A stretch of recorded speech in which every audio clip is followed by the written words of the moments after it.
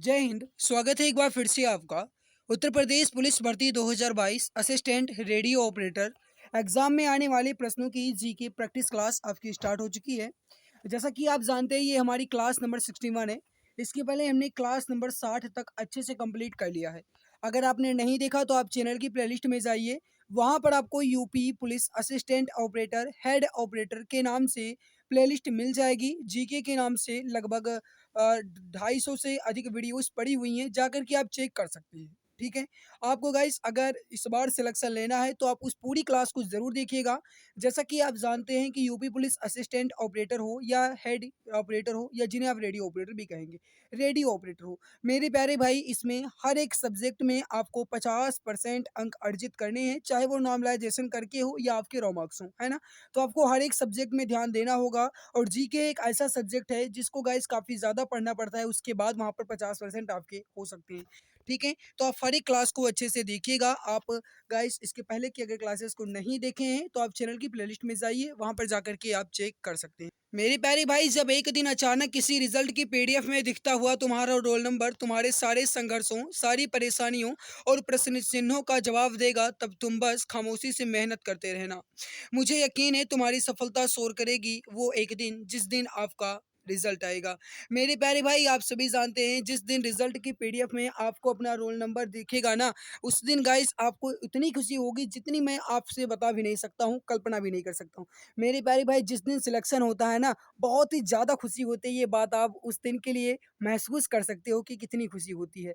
मेरे भाई, जिस दिन आप बताओगे अपने मम्मी पापा से कि मेरा सिलेक्शन हो गया, तो गाइस कितनी खुशी होगी आपके मम्मी पापा को। एक बार सोचिए तो ज़रा कि कैसा वो दिन होगा। मेरे प्यारे भाई, लेकिन उस दिन के लिए आज आपको संघर्ष करना पड़ेगा, मेहनत करनी पड़ेगी, है ना। तो मेरे प्यारे भाई, जी जान लगा दीजिए। मात्र महीने डेढ़ महीने की बात और है। अगर गाइस 40-45 दिन अगर आप अपने आप को अलग कर लेते हो, गाइस अगर आप प्रैक्टिस कर लेते हो, रिवीजन कर लेते हो, तो ये मान कर चलो कि सिलेक्शन आपका हो जाएगा। ये बात कन्फर्म है। ठीक है। उस दिन गाइस, जिस दिन रिजल्ट आएगा ना, उस दिन उसकी पीडीएफ में आपका रोल नंबर पक्का है, पक्का दिखेगा। ये बात आप समझ लो, कन्फर्म है कि दिखेगा ही दिखेगा। तो मेरे प्यारे भाई, इसी जोश और उम्मीद को अपने मन में बनाए रखिएगा। हौसले को गाइस हमेशा अपने दिल में रखिएगा और इस जज्बात को, जोश को हमेशा गाइस ऊर्जा देते रहिएगा। निश्चित है कि आपका सिलेक्शन होकर रहेगा। आइए आज की इस क्लास की शुरुआत करते हैं। जैसा कि आप जानते हैं गाइस कि कल UP triple S C upper lower division assistant of supply inspector का एग्जाम हुआ 17 जुलाई को। गाइस यूपी यूडीए और यूएलडीए का पेपर हुआ था।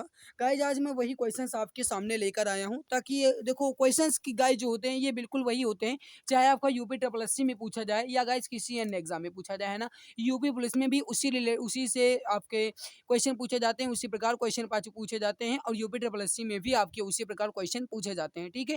क्वेश्चन आपका बिल्कुल भी अलग नहीं होता है, बस उसका गाइस जो सिलेबस है ये थोड़ा अलग होता है ना। तो गाइस सिलेबस में जो आपके क्वेश्चंस असिस्टेंट ऑपरेटर में पूछे जा सकते हैं, वही UP triple S C UDA LDA में भी पूछे गए हैं, सप्लाई इंस्पेक्टर में भी पूछे गए हैं।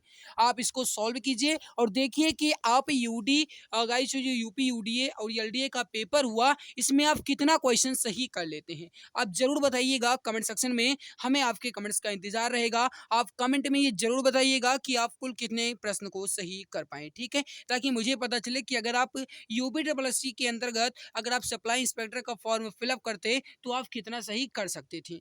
आइए मेरे प्यारे भाई, पहला क्वेश्चन आपके सामने रखते हैं। यहाँ पर आपको मैं बता दूं कि जो मेरे प्यारे भाई इंग्लिश मीडियम से, वो इंग्लिश में भी देख सकते हैं। मैंने क्वेश्चंस को अच्छे ढंग से टाइप कर लिया है और उसके बाद ही मैंने यह क्वेश्चंस आपके सामने प्रस्तुत किए हैं।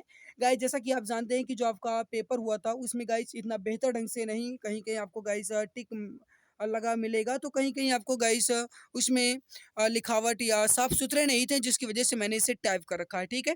तो बहुत ही मेहनत की है आपके लिए। आप सभी मित्र एक बार पहले क्लास को लाइक कर दो। पहला क्वेश्चन, 1875 के अलीगढ़ आंदोलन में किसका नाम जुड़ा है? Whose name is associated with Aligarh movement of 1875? देखो, क्लास आपकी ये लंबी हो सकती है। जितने भी आपके जीके के क्वेश्चंस दिए हुए थे, सारे क्वेश्चंस मैंने इस क्लास में ले लिए हैं। बाकी बच्चे आपके मैथ और हिंदी इस पेपर का, तो वो भी आपका मैं करवा दूंगा, चिंता बिल्कुल भी ना करें। ठीक है। मैथ जो है गाइज वो करवा दूंगा, और जो हिंदी वो मैम तो करवाएंगी ही। 1875 के अलीगढ़ आंदोलन में किसका नाम जुड़ा हुआ है? राइट हो जाएगा क्वेश्चन नंबर फर्स्ट का, वो हो जाएगा सर सैयद अहमद खां का। जो भी डियर फ्रेंड्स यहाँ पर ऑप्शन नंबर डी बता रहे हैं बिल्कुल राइट होगा। सर सैयद अहमद खां यहाँ पर आपका बिल्कुल करेक्ट हो जाएगा। गाइस काउंट करते हुए चलना और अंत में जरूर बताना कि आपने कितने क्वेश्चंस राइट किए, ठीक है। आप काउंटिंग करते हुए चलना। जैसे गाइस आप क्वेश्चन को आंसर देते हुए चलिए, जो आपका क्वेश्चन गलत हो जाए उसे एक मान लीजिए, दूसरा क्वेश्चन गलत हो उससे दो मान लीजिए, ठीक है। चलिए अगला क्वेश्चन आपके सामने, क्वेश्चन नंबर 2 देखो। कनिष्क के शासनकाल के दौरान निम्नलिखित में से कौन सी बौद्ध संगीत आयोजित की गई थी?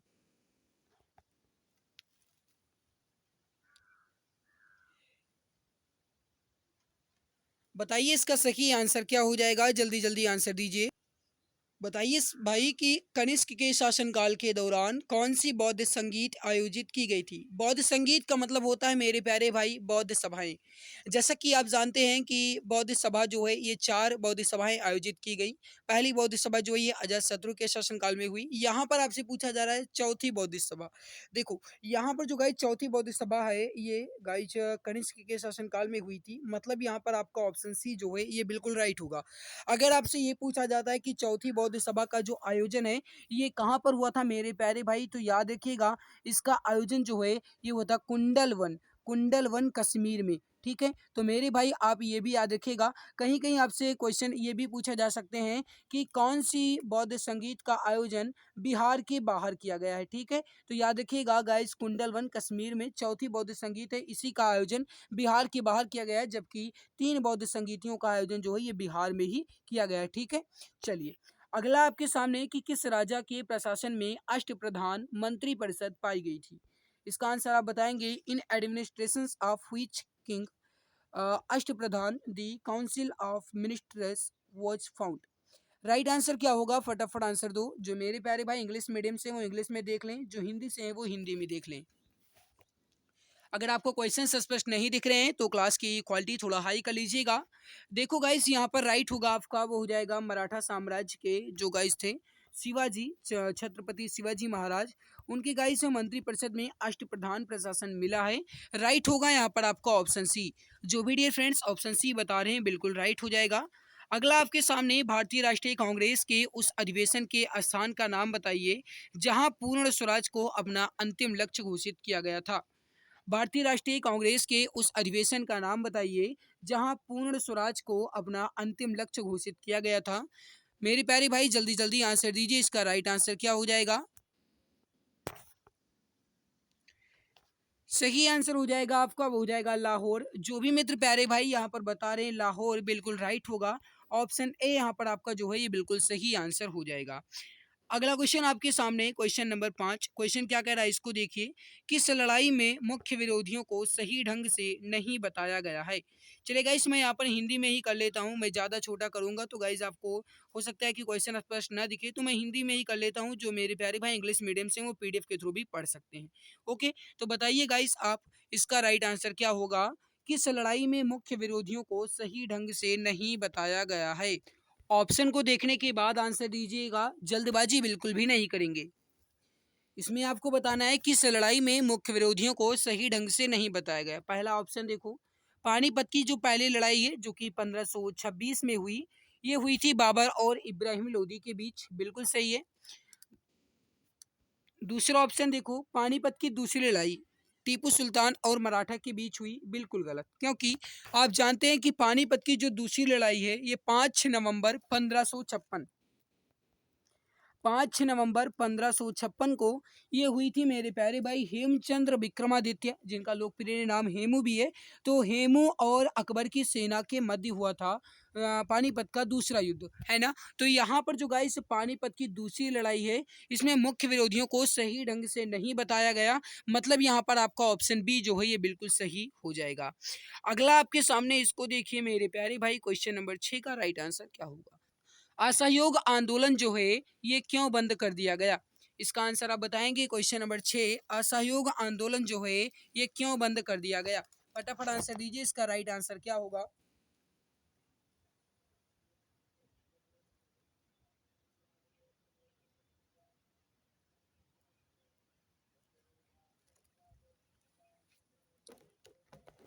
आप सभी जानते हैं कि असहयोग आंदोलन जो है ये किसके कारण बंद कर दिया गया था? चौरी चौरा घटना के कारण।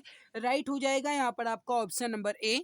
जो भी प्यारे भाई मित्र यहाँ पर ऑप्शन नंबर ए बता रहे हैं बिल्कुल सही आंसर हो जाएगा। काउंटिंग करते हुए चलना है और बाद में आपको ये जरूर बताना है कि आपने कुल कितने क्वेश्चंस राइट किए हैं। ओके। अगला क्वेश्चन है कि महात्मा गांधी का कौन सा सत्याग्रह नील कृषकों की समस्याओं से जुड़ा हुआ था? गाइस, नील कृषकों की समस्याओं से कौन सा इनका आंदोलन या सत्याग्रह जुड़ा हुआ था? इसका आंसर आप बताएंगे। राइट आंसर क्या हो जाएगा? क्वेश्चन नंबर 7 सही आंसर हो जाएगा यहाँ पर आपका वो हो जाएगा चंपारण सत्याग्रह।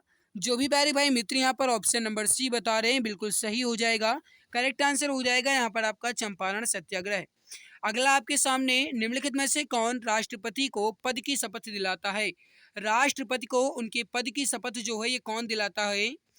Who of the following administrate the oath of the office of the president? देखो गाइस, राष्ट्रपति को पद की शपथ जो है ये कौन दिलाते हैं, आपसे ये पूछा जा रहा है। राइट हो जाएगा वो हो जाएगा गाइस भारत के मुख्य न्यायाधीश, या कहा जाए तो chief justice of India. Right हो जाएगा यहाँ पर आपका ऑप्शन नंबर बी। जो भी प्यारे भाई मित्र यहाँ पर ऑप्शन नंबर बी बता रहे हैं बिल्कुल राइट हो जाएगा। अगला आपके सामने कि भारत के संविधान में कुल कितनी अनुसूचियां हैं? भारत के संविधान में अनुसूचियां जो हैं ये कुल कितनी हैं? इसका आंसर आप बताइए। राइट आंसर क्या हो जाएगा? सही आंसर हो जाएगा वो हो जाएगा कुल मिलाकर के 12 अनुसूचियां हैं। सही आंसर हो जाएगा यहाँ पर आपका ऑप्शन नंबर डी। अगला आपके सामने कि भारत के संविधान की प्रस्तावना को क्या कहा जाता है? सही आंसर हो जाएगा भारत के प्रस्ताव गाइस जो संविधान की प्रस्तावना है इसे आमुख कहा जाता है, याद रखिएगा। राइट हो जाएगा यहाँ पर आपका ऑप्शन नंबर ए आमुख। अगला आपके सामने कि लोकसभा के चुनाव के लिए अर्हता प्राप्त करने के लिए जो न्यूनतम आयु होनी चाहिए ये क्या होनी चाहिए? यह क्वेश्चन आपके एग्जाम की दृष्टि से काफी ज्यादा महत्वपूर्ण है, तो फटाफट आंसर दो। इसका राइट आंसर क्या हो जाएगा?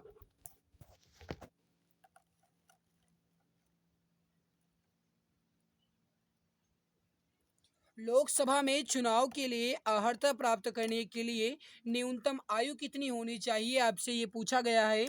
राइट हो जाएगा यहाँ पर आपका वो हो जाएगा न्यूनतम 25 साल। सही आंसर हो जाएगा यहाँ पर आपका ऑप्शन नंबर ए। जो भी डियर फ्रेंड्स ऑप्शन ए बता रहे हैं बिल्कुल राइट हो जाएगा। गाइज, ये क्वेश्चन जो है ये आपके एग्जाम की दृष्टि से काफी ज्यादा महत्वपूर्ण है।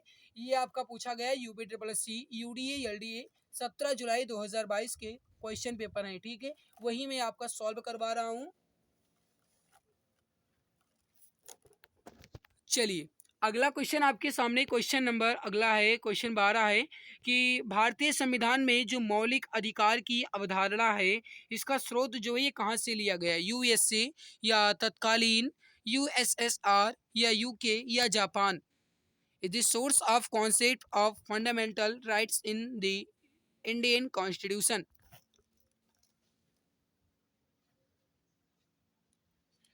देखो गाइस, जो फंडामेंटल राइट्स हैं ये लिए गए हैं, वो लिए गए हैं गाइस यूएसए या यूनाइटेड स्टेट ऑफ अमेरिका से। करेक्ट हो जाएगा यहाँ पर आपका ऑप्शन है। जो भी डियर फ्रेंड्स यहाँ पर ऑप्शन नंबर ए बता रहे हैं बिल्कुल सही हो जाएगा। अगला कि भारतीय संविधान के स्रोत सॉरी भारतीय संविधान के स्वतंत्रता, समानता और बंधुत्व के जो आदर्श हैं ये कहाँ से लिए गए हैं? फ्रांसीसी संविधान, ग्रीक संविधान, रूसी संविधान या अमेरिकी संविधान? भारतीय संविधान के स्वतंत्रता, समानता और बंधुत्व के आदर्श कहाँ से लिए गए हैं? सही आंसर हो जाएगा आपका वो हो जाएगा फ्रांसीसी संविधान से। करेक्ट आंसर हो जाएगा यहाँ पर आपका ऑप्शन नंबर ए। जो भी मित्र यहाँ पर ऑप्शन ए बता रहे हैं बिल्कुल सही हो जाएगा। निम्नलिखित में से कौन भारत के संविधान की मुख्य विशेषता नहीं है? देखो, मैंने आपसे गाइस कह दिया है कि आपको काउंटिंग करते हुए चलना है, गिनते हुए चलना है कि आप कितने क्वेश्चंस राइट करते हैं। इसीलिए मैं आपको टाइम भी ज़्यादा देता हूँ कि जल्दबाजी में आप बिल्कुल भी गाइस ना करें। आपको एक अच्छे ढंग से क्वेश्चंस को देखना है, समझना है, उसके बाद आंसर देना है। और गाइस, मैं आपको एक बात और बता दूं कि अगर आपको हमारी मेहनत अच्छी लग रही है, देखो गाइस, मैं चाहता तो इसे कल भी सॉल्व करवा सकता था, लेकिन मैंने सोचा कि बिल्कुल साफ साफ क्वेश्चंस आपके सामने मैं लेकर आऊं, बेहतर ढंग से मैं लिख कर लेकर आऊँ ताकि आपको पढ़ने भी मज़ा आए और मुझे पढ़ाने में भी मज़ा आए। इसीलिए गाइस मैंने यहाँ पर क्वेश्चंस को टाइप किया है, दोनों भाषाओं में टाइप किया है क्योंकि ये आपका एग्ज़ाम की दृष्टि से इम्पोर्टेंट है। गाइस अभी 2022 का ये क्वेश्चन आपका आया है ना? यूपी ट्रिपल एससी करवा रही है। तो गाइस कुछ आप देख भी सकते हैं कि किस तरीके से पेपर आ रहे हैं। ओके, हालाँकि गाइस आपका जो असिस्टेंट ऑपरेटर का ये यूपी ट्रिपल एससी तो करवाएगी नहीं, लेकिन गाइस आपको पढ़ लेना ज़रूरी होता है। ओके, क्योंकि क्वेश्चन जो है गाइस ये लगभग वही होते हैं। तो देखो गाइस यहाँ पर त्रिस्तरीय सरकार है, ये बिल्कुल सही है। सार्वभौमिक वयस्क मताधिकार भी हमें मिला है। राज्य नीति के निर्देशक सिद्धांत भी भारत के संविधान में सम्मिलित हैं। लेकिन यह गाइस जो ये सबसे छोटा लिखित संविधान ये बिल्कुल गलत है क्योंकि आप सभी जानते हैं कि जो भारत का संविधान है ये विश्व का सबसे बड़ा और हस्तलिखित संविधान है। राइट होगा यहाँ पर आपका ऑप्शन नंबर डी, जो है गाइस ये मुख्य विशेषता में सम्मिलित नहीं किया जाएगा। ऑप्शन डी यहाँ पर आपका बिल्कुल सही हो जाएगा। अगला आपके सामने है कि कैबिनेट मिशन योजना के तहत गठित अंतरिम सरकार का नेतृत्व जो है ये किसने किया। इसकी पीडीएफ आपको टेलीग्राम पर मिल जाएगी, जाकर के आप चेक कर लेना। ओके, बताइए गाइस कि कैबिनेट मिशन योजना के तहत गठित अंतरिम सरकार का नेतृत्व किसने किया। इसका आंसर आप बताएंगे। क्वेश्चन नंबर 15 का सही आंसर क्या हो जाएगा।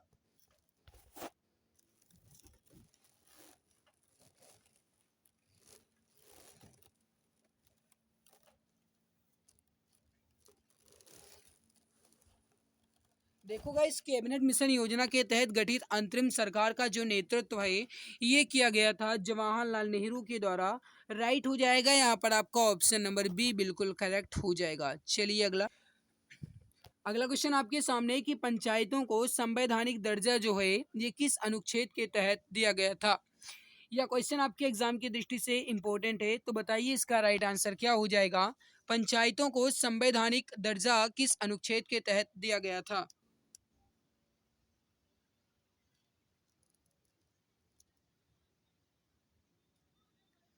अब देखो मेरे प्यारे भाई, जो इसका सही आंसर हो जाएगा वो हो जाएगा अनुच्छेद 243 के अंतर्गत। राइट हो जाएगा यहाँ पर आपका ऑप्शन नंबर सी। जो भी प्यारे भाई बता रहे हैं कि आर्टिकल 243 के अंतर्गत बिल्कुल राइट हो जाएगा। अगला कि वन अनुसंधान संस्थान कहाँ स्थित है। देखो गाइस वैसे कहा जाए तो आपका जो यूडीए का पेपर हुआ, एलडीए का पेपर हुआ सप्लाई इंस्पेक्टर का, बहुत हमें लगता है कि बहुत ही गाइस इजी लेवल था। ठीक है, बहुत टफ नहीं था पेपर, देखने पर तो ऐसा ही लग रहा है क्वेश्चन। अब आप जानते होंगे तो आपको भी इजी लगेगा, है ना? अगर नहीं जानते हैं तो वो कठिन लगेगा। तो देखो वन अनुसंधान संस्थान जो है गाइस ये उत्तराखंड की राजधानी देहरादून में है। राइट होगा यहाँ पर आपका ऑप्शन सी। जो भी डियर फ्रेंड्स यहाँ पर ऑप्शन नंबर सी बता रहे हैं बिल्कुल सही हो जाएगा। करेक्ट आंसर आपका हो जाएगा देहरादून। अगला आपके सामने कि भारत में एक वित्तीय वर्ष की जो अवधि है ये कब से कब तक होती है। 1 जनवरी से 31 दिसंबर तक, 1 मार्च से 30 अप्रैल तक, 1 अप्रैल से 31 मार्च तक, या फिर इनमें से कोई नहीं। यह क्वेश्चन आपके एग्जाम के पॉइंट ऑफ व्यू से काफ़ी ज़्यादा महत्वपूर्ण है, तो बताइए इसका सही आंसर क्या होगा। गाइस देखो मैंने जल्दबाजी में बिल्कुल भी नहीं आपको पढ़ाया है क्योंकि मैंने आपसे पहले ही बता दिया है कि आपको काउंटिंग करते हुए चलना है। जल्दबाजी बिल्कुल भी नहीं करना है, एक अच्छे ढंग से क्वेश्चंस को समझना है और उसके बाद आंसर देना है। समझने की कोशिश करना। वित्तीय वर्ष की अवधि जो है गाइस ये 1 अप्रैल से 31 मार्च तक की होती है। राइट होगा यहाँ पर आपका ऑप्शन सी। जो भी डियर फ्रेंड्स यहाँ पर ऑप्शन नंबर सी बता रहे हैं बिल्कुल सही हो जाएगा। अगला आपके सामने कि वंदी प्रत्यक्षीकरण भारतीय संविधान के किस भाग से संबंधित है। वंदी प्रत्यक्षीकरण जो है ये भारतीय संविधान के किस भाग से संबंधित है। ऑप्शन आपके सामने है प्रस्तावना, मौलिक कर्तव्य, राज्य नीति के निर्देशक सिद्धांत या मौलिक अधिकार। देखो बंदी प्रत्यक्षीकरण जो है गाइस ये भारतीय संविधान के मौलिक अधिकार से संबंधित है, फंडामेंटल राइट्स से संबंधित है। राइट होगा यहाँ पर आपका ऑप्शन नंबर डी। जो भी प्यारे भाई मित्र यहाँ पर ऑप्शन नंबर डी बता रहे हैं बिल्कुल सही हो जाएगा। अगला आपके सामने निम्नलिखित में से किस स्थान पर भागीरथी और अलकनंदा नदी मिलकर गंगा नदी का निर्माण करती हैं। मेरे प्यारे भाई, अगर आपने अभी तक क्लास को लाइक नहीं किया है तो एक बार सभी मित्र क्लास को दिल की गहराई से एक लाइक जरूर करेंगे। जो चैनल पर पहली बार विजिट किए हुए सब्सक्राइब कर लेंगे, ताकि आने वाली हर लाइव क्लास की नोटिफिकेशन जो है ये आपको टाइम टू टाइम मिला करे। ठीक है, तो कृपया आप चैनल को सब्सक्राइब जरूर कर लीजिएगा। एंड जो भी मित्र अभी तक क्लास को लाइक नहीं किए वो लाइक जरूर कर देंगे। ठीक है, अगर आप चाहें तो अपने मित्र तक इस क्लास को शेयर भी कर सकते हैं। वैसे मैं आपके लिए ही मेहनत कर रहा हूँ, जी जान शिद्दत लगाए हुए हूँ। तो गाइस, आपकी जिम्मेदारी ये फर्ज बनता है कि कम से कम आप क्लास को तो लाइक कर ही दिया करो। तो लाइक जरूर कर दीजिएगा। ठीक है, किस स्थान पर भागीरथी और अलकनंदा नदी मिल करके गंगा नदी का निर्माण करती हैं, आपसे ये पूछा जा रहा है ना। राइट हो जाएगा यहाँ पर आपका क्वेश्चन नंबर 20 का, वो हो जाएगा देवप्रयाग में।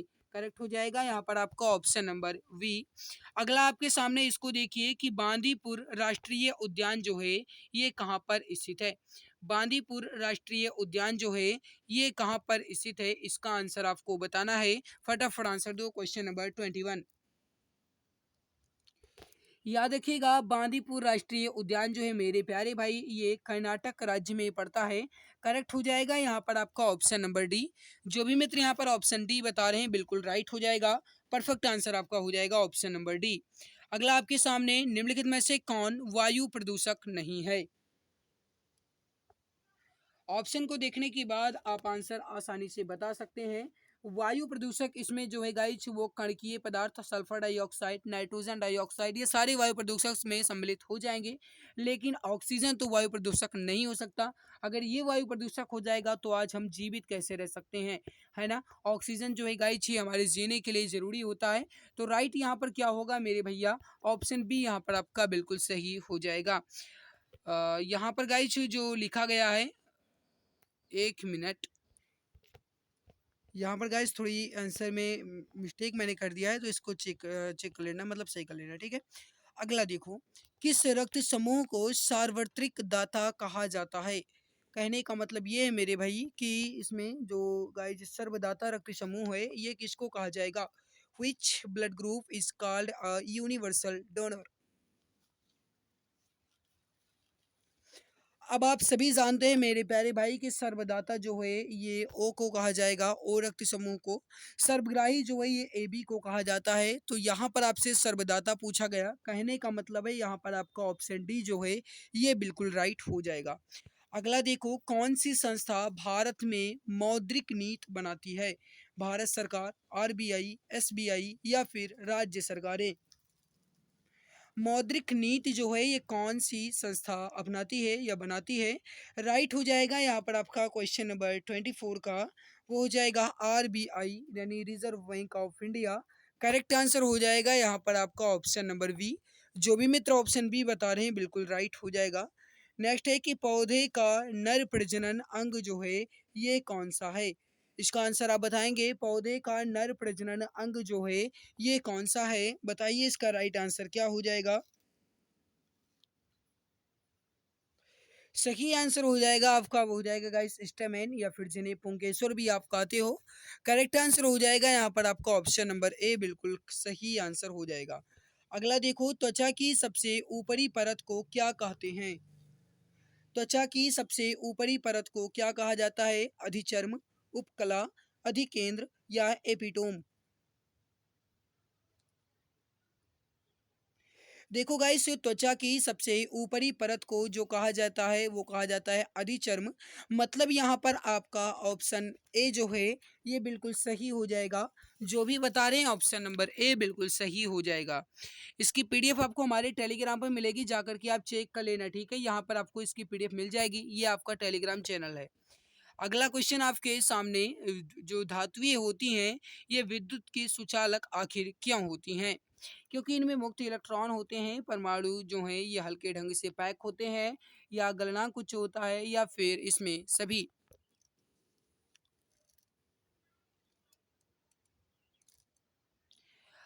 धातुएं विद्युत की सुचालक क्यों होती हैं, किसमें जो गाइस इलेक्ट्रॉन होते हैं ये मुक्त होते हैं, यानी इसमें फ्री इलेक्ट्रॉन होते हैं। करेक्ट हो जाएगा यहाँ पर आपका ऑप्शन नंबर ए बिल्कुल सही हो जाएगा। जो भी बता रहे हैं ऑप्शन नंबर ए बिल्कुल करेक्ट आंसर हो जाएगा। उस योजना का नाम क्या है जिसके तहत भारत की पहली गैर सरकारी ट्रेन सेवा को हरी झंडी दिखाकर रवाना किया गया? मेरे प्यारे भाई, आपको बता दें कि आपके करंट अफेयर से संबंधित क्वेश्चन है जो आपका एग्जाम में आया हुआ है। उस योजना का नाम बताना है आपको जिसके तहत भारत की पहली गैर सरकारी ट्रेन सेवा को हरी झंडी दिखा करके रवाना किया गया। वो है गाइस भारत गौरव योजना। करेक्ट हो जाएगा आपका option number A, sorry option number B यहाँ पर आपका बिल्कुल राइट हो जाएगा। भारत गौरव योजना। जो भी मित्र यहाँ पर ऑप्शन नंबर बी बता रहे हैं बिल्कुल सही हो जाएगा। अगला आपके सामने निम्नलिखित में से किस केंद्रीय मंत्रालय ने लक्षित क्षेत्रों में उच्च विद्यालयों में छात्रों के लिए आवासीय शिक्षा योजना यानी श्रेष्ठ योजना की शुरुआत की? यह क्वेश्चन आपके एग्जाम के पॉइंट ऑफ व्यू से इंपॉर्टेंट है, करंट अफेयर्स से रिगार्डिंग क्वेश्चन है। राइट हो जाएगा सामाजिक न्याय और अधिकारिता मंत्रालय। करेक्ट हो जाएगा आपका ऑप्शन नंबर ए बिल्कुल सही हो जाएगा। अगला आपके सामने इसको देखिए, निम्नलिखित में से किस राज्य में सबसे पहले संपूर्ण साक्षरता अभियान यानी टीएलसी जो है ये शुरू किया गया था? केरल, महाराष्ट्र, पश्चिम बंगाल या फिर कर्नाटक? याद रखिएगा मेरे भाई, वो है गाइस केरल। करेक्ट हो जाएगा यहाँ पर आपका ऑप्शन नंबर ए बिल्कुल सही हो जाएगा। अगला आपके सामने अगला क्वेश्चन आपके सामने आयुष्मान भारत योजना के तहत भारत के पहले स्वास्थ्य देखभाल और कल्याण केंद्र का उद्घाटन जो है ये किस स्थान पर किया गया? यह क्वेश्चन आपके एग्जाम की दृष्टि से काफी ज्यादा महत्वपूर्ण है। सही आंसर हो जाएगा वो हो जाएगा वीजापुर। ऑप्शन बी यहाँ पर आपका बिल्कुल सही हो जाएगा। अगला आपके सामने भारत ने कम दूरी की बैलिस्टिक मिसाइल का सफलतापूर्वक परीक्षण किया, वो मिसाइल कौन सी है? पृथ्वी फर्स्ट, पृथ्वी सेकंड, पृथ्वी थर्ड या इनमें से कोई नहीं? याद रखिएगा कम दूरी की बैलिस्टिक मिसाइल पृथ्वी सेकंड का सफलतापूर्वक परीक्षण किया गया। सही हो जाएगा यहाँ पर आपका ऑप्शन नंबर बी पृथ्वी सेकंड। जो भी मित्र प्यारे भाई यहाँ पर ऑप्शन बी बता रहे हैं बिल्कुल सही हो जाएगा। अगला आपके सामने निम्नलिखित में से कौन सा देश भारत के साथ महत्वपूर्ण खनिज निवेश साझेदारी में 5.8 मिलियन अमेरिकी डॉलर का निवेश करने के लिए प्रतिबद्ध हुआ है? सही आंसर हो जाएगा वो हो जाएगा ऑस्ट्रेलिया। ऑप्शन ए यहाँ पर आपका जो है ये बिल्कुल सही हो जाएगा।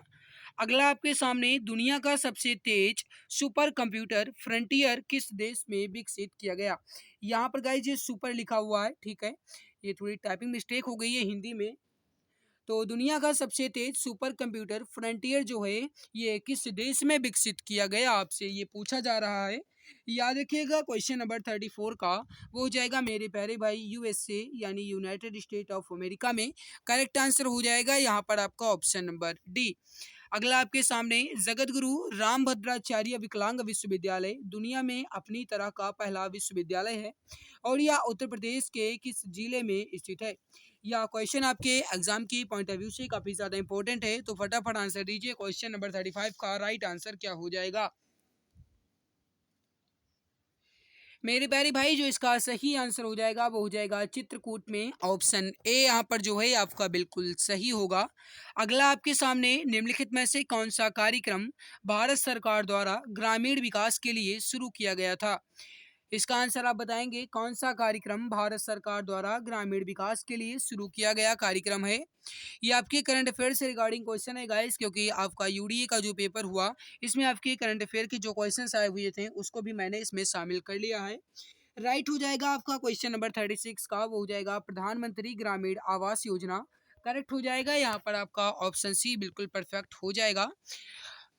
सॉरी ब्रदर, यहाँ पर देखो कार्यक्रम भारत सरकार द्वारा ग्रामीण विकास के लिए कहा गया है ना, तो देखो राष्ट्रीय ग्रामीण आजीविका मिशन, महात्मा गांधी राष्ट्रीय ग्रामीण रोजगार गारंटी अधिनियम जो कि मनरेगा है, ये भी गाइस आपका ग्रामीण विकास के लिए, जैसे गाइस अगर कहा जाए तो घरेलू या फिर गांव की भाषा में कहते हैं ना कि नरेगा वाला काम है, तो वही मनरेगा वाली यहाँ पर बात की गई। और प्रधानमंत्री ग्रामीण आवास योजना, कहने का मतलब है फर्स्ट, सेकंड एंड थर्ड, ये तीन के तीनों कार्यक्रम जो हैं ये भारत सरकार के द्वारा ग्रामीण विकास के लिए शुरू किए गए हैं। कहने का मतलब है ऑल ऑफ दीज या फिर ये सभी आपका राइट हो जाएगा। ठीक है, वो माफ करिएगा, थोड़ी गलती हो गई गाइस, डिस्ट्रेस हो गया था दिमाग।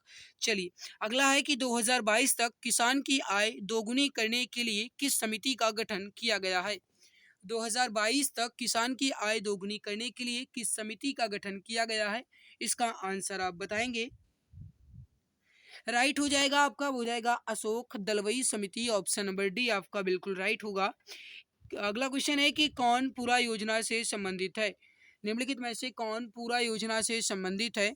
पूरा योजना से संबंधित आपसे पूछा जा रहा है, बताइए इसका राइट क्या होगा। देखो गाइस, ग्रामीण क्षेत्रों में शहरी सुविधाएं प्रदान करना, ये जो है गाइस ये पूरा योजना से संबंधित है। दैट मीन्स यहाँ पर आपका ऑप्शन ए जो है ये बिल्कुल राइट होगा। अगला कि उत्तर प्रदेश में जो फिरोजाबाद है ये किसके लिए प्रसिद्ध है। सभी जानते होंगे, इजी क्वेश्चन है, आपके एग्जाम की दृष्टि से महत्वपूर्ण भी है कुछ, समझना। फिरोजाबाद किसके लिए प्रसिद्ध है, सभी जानते हो मेरे प्यारे भाई। फिरोजाबाद जो है, जिन्हें हम सुहाग नगरी के नाम से भी जानते हैं, ये कांच की चूड़ियों के लिए प्रसिद्ध है। राइट हो जाएगा यहाँ पर आपका ऑप्शन नंबर वी, कांच की चूड़ियों के लिए। राइट होगा यहाँ पर आपका ऑप्शन नंबर वी। जो भी dear friends option number B बता रहे हैं बिल्कुल राइट हो जाएगा। अगला आपके सामने कि किस, यहाँ पर देखो गाइस 39वां, 40 जो है गाइस मैंने स्किप कर रखा है, 40 में आपके भिन्नात्मक से संबंधित मैथ के क्वेश्चंस थे। 41 नंबर क्वेश्चन है कि किस भारतीय शास्त्रीय नृत्य की उत्पत्ति उत्तर प्रदेश से हुई है। किस भारतीय शास्त्रीय नृत्य की उत्पत्ति जो है यह उत्तर प्रदेश से हुई है। सही आंसर हो जाएगा आपका, वो हो जाएगा क्वेश्चन नंबर 41 का, वो हो जाएगा गाइस कथक नृत्य। कथक नृत्य का जो गाइस उत्पत्ति है ये उत्तर प्रदेश से किया गया है। ऑप्शन बी यहाँ पर आपका बिल्कुल राइट होगा। उत्तर प्रदेश में जो प्रमुख रबी की फसलें हैं ये कौन सी हैं, इसका आंसर आप बताएंगे। रबी की फसलें कौन सी हैं। सही आंसर हो जाएगा गेहूं हो गया, चना हो गया, मटर हो गया, जौ हो गया, ये सारी की सारी फसलें जो है गाइस ये रबी की फसलें हो जाएंगी। ऑप्शन नंबर यहाँ पर ए जो है आपका बिल्कुल राइट होगा। अगला आपके सामने इसको देखिए, प्रमुख आभूषण बाजार उत्तर प्रदेश के किस शहर में स्थित है। प्रमुख आभूषण बाजार उत्तर प्रदेश के किस शहर में स्थित है। सही आंसर हो जाएगा, जो कि स्वतंत्रता का पहला केंद्र था, यानी मेरठ में। राइट होगा यहाँ पर आपका ऑप्शन नंबर ए, जो भी मित्र बता रहे हैं बिल्कुल सही आंसर हो जाएगा। अगला आपके सामने गाइस बीच में आपके रीजनिंग के क्वेश्चंस, कंप्यूटर के क्वेश्चंस सम्मिलित हैं, मैंने उसको स्किप कर रखा है। अगला क्वेश्चन है कि नगर पालिका प्रशासन की एक विस्तृत प्रणाली की स्थापना के लिए निम्नलिखित में से सबसे प्रसिद्ध राजा का नाम बताइए। मेरे प्यारे भाई, अगर आपने अभी तक क्लास को लाइक नहीं किया है तो एक बार सभी मित्र क्लास को एक लाइक जरूर करेंगे। मेरे प्यारे मित्र आपके लिए मेहनत कर रहे हैं, जी जान शिद्दत लगाए हुए हैं, तो जिम्मेदारी तो आपकी बनती ही है, ये फर्ज आपका बनता है कि कम से कम आप क्लास को तो लाइक कर ही दिया करो। राइट हो जाएगा, मौर्य वंश के जो संस्थापक थे चंद्रगुप्त मौर्य, उन्होंने गाइस नगर पालिका प्रशासन की एक विस्तृत प्रणाली की स्थापना की। राइट होगा यहाँ पर आपका चंद्रगुप्त मौर्य। ऑप्शन बी यहाँ पर आपका जो है ये बिल्कुल सही हो जाएगा। वेदों की ओर लौटो या वेदों की ओर वापस जाओ का नारा किसने दिया। काफी ज्यादा इजी है क्वेश्चन, सभी जानते होंगे, छोटे छोटे बच्चे भी जानते हैं, तो आप भी बताइए इसका राइट आंसर क्या होगा। देखो गाइस, इतने इजी इजी क्वेश्चंस आपके सप्लाई इंस्पेक्टर में पूछे गए हैं, कहने का मतलब है इजी क्वेश्चंस आपका बना हुआ था, इजी पेपर आपका बना था, है ना। देखो गाइस, वेदों की ओर लौटो या वेदों की ओर वापस जाओ का नारा जो है ये दयानंद सरस्वती के द्वारा दिया गया था। मेरे प्यारे भाई, राइट होगा यहाँ पर आपका ऑप्शन बी बिल्कुल सही हो जाएगा। अगला आपके सामने राजा कनिष्क के शासनकाल के दौरान दरबारी चिकित्सक का नाम बताइए। कहने का मतलब है कि राजा कनिष्क के शासनकाल में जो दरबारी चिकित्सक थे वो कौन थे। सही आंसर हो जाएगा आपका, वो हो जाएगा चरक। ऑप्शन नंबर सी जो है ये बिल्कुल सही हो जाएगा। तो मेरे प्यारे भाई, यहाँ पर मैंने क्वेश्चंस को कंप्लीट कर लिया। कितने क्वेश्चंस मैंने कंप्लीट किए, 40 उधर कंप्लीट हुआ था आपका, और 41, 42, 43, 43 इधर हो गए और 3 46 क्वेश्चंस आपके कंप्लीट हुए। अब आपको ये बताना है कि 46 क्वेश्चंस में आपने कुल कितने क्वेश्चंस राइट किए हैं। मैंने आपसे पहले भी कई बार कह चुके हूँ गाइस कि आपको काउंटिंग करते हुए चलना है कि आपने कुल कितने क्वेश्चंस राइट किए हैं। तो अब आप अपना स्कोर ज़रूर बताइएगा। अगर आपको हमारी मेहनत अच्छी लगी है, लगता है मैं आपके लिए मेहनत कर रहा हूँ, तनिक भी आपको इससे अगर बेनिफिट लग रहा है, तो सभी मित्र एक बार क्लास को दिल की गहराई से लाइक ज़रूर कर देंगे और जो मित्र चैनल पर पहली बार आए हैं, वो सब्सक्राइब ज़रूर कर लेंगे ताकि आने वाली हर लाइव क्लास की नोटिफिकेशन जो है ये आपको टाइम टू टाइम मिला करे। क्लास आपकी 7:30 बजे स्टार्ट हो जाया करती है, तो आप सभी मित्र क्लास को टाइम से ज़रूर देखा करें, ठीक है? और मेरे प्यारे मित्र आपका स्कोर कितना रहा ज़रूर बताइएगा, मेहनत कैसी लगी ये भी आप ज़रूर बताइएगा। आज की इस बेहतरीन लाजवाब क्लास में इतना ही, मिलते हैं दूसरी नई क्लास में, तब तक के लिए खुश रहिए, मुस्कुराते रहिए। अब सरकारी नौकरी पाना हुआ और भी आसान, अब आपका सपना होगा अपना। जी हाँ, अगर आप किसी भी गवर्नमेंट जॉब जैसे UP police constable, assistant operator, head operator या फिर रेडियो ऑपरेटर या यूपी लेखपाल या किसी भी गवर्नमेंट जॉब की तैयारी कर रहे हैं तो आपके लिए सुनहरा मौका है। आप YouTube channel exam Guruji by Arvind sir के साथ जुड़कर अपनी तैयारी को और भी परफेक्ट बना सकते हैं। इस चैनल के माध्यम से आपको free live classes, recorded classes और गवर्नमेंट जॉब के नोटिफिकेशन आपको टाइम टू टाइम अपडेट मिला करेंगे। इसके अलावा सारी क्लासेस के पीडीएफ, हैंड रिटन नोट्स और बुक्स बिल्कुल फ्री में Telegram channel exam Guruji by Arvind sir पर मिलेगा। इसके लिए आप टेलीग्राम पर सर्च करें exam Guruji by Arvind sir और फाइल वाले ऑप्शन पर क्लिक करके हर एक क्लास की पीडीएफ, हैंड रिटन नोट्स एवं बुक्स को बिल्कुल फ्री में पा सकते हैं। गाइज अगर आप मुझे इंस्टाग्राम पर फॉलो करना चाहते हैं तो इंस्टाग्राम पर सर्च करें अरविंद जायसवाल 000 और वहाँ पर भी मुझे डीएम कर सकते हैं। कोई भी समस्या है तो वहाँ पर भी आप मुझसे संपर्क करना चाहते हैं तो संपर्क कर सकते हैं। इसके अलावा अगर आप फेसबुक पेज को लाइक करना चाहते हैं तो exam Guruji by Arvind sir के नाम से फेसबुक पेज है, उसको भी आप लाइक एवं फॉलो कर सकते हैं। तो मेरे प्यारे भाई बहन आप जुड़े रहिए exam Guruji by Arvind sir के साथ, क्योंकि अब आपका सपना होगा अपना। एक सीट कंफर्म है, अब की बार सरकारी नौकरी तुम्हारे हाथों में होगी।